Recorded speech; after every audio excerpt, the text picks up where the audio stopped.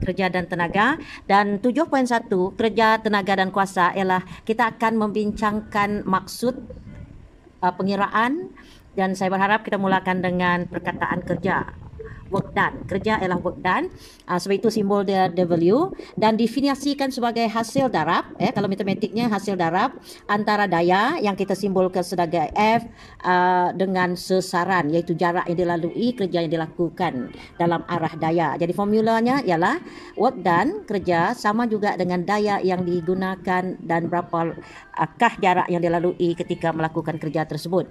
Jadi sesaran pula ialah ditakrifkan sebagai jarak yang dilalui mengikut arah tertentu. Jadi daya ni kerja yang dilakukan ni ada arah, sama ada melawan daya ataupun ke kiri, kerana maksudnya ada arah lah. Kemudian joule. Joule adalah unit untuk tenaga.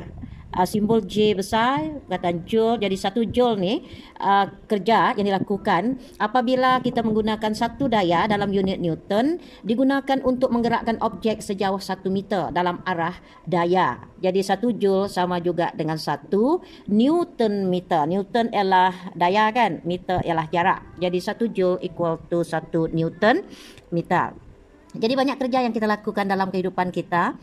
Contohnya banyak kerja yang kita lakukan, macam-macam sampai pening kepala. So momen daya dan tenaga merupakan dua kuantiti fizik selain dari kerja yang diukur dalam unit Newton meter. Jadi kerja kita ukur dengan Newton meter atau 1 Newton meter, maksudnya 1 joule. Tetapi dari segi perkataan momen dan tenaga merupakan dua kuantiti fizik, fizik, dan unit yang lebih besar untuk mengira kerja atau momen daya tadi adalah kilojoule. Kan 1000 gram sama dengan 1 kilogram.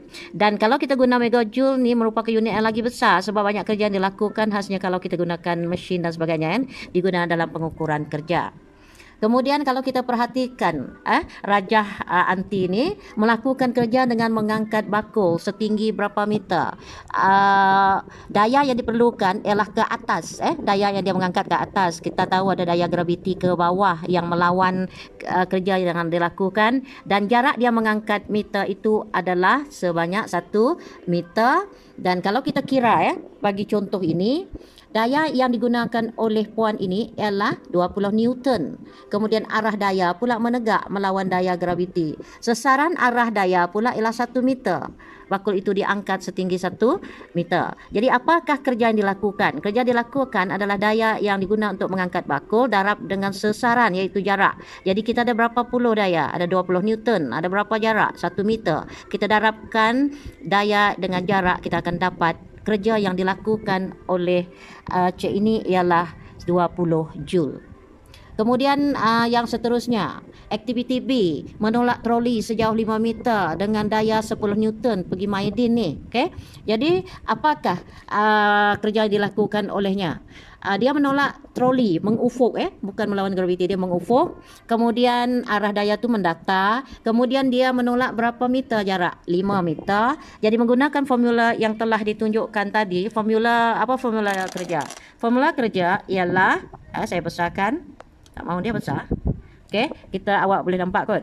W, work done, equal to daya, force time by S, itu sesaran. So kita ada 10 Newton, kalau awak lihat pada bakul yang dibawa tadi. Kemudian darabkan dengan 5 meter. Jadi kerja yang dilakukan budak itu adalah berapa meter? Iaitu 50 joule.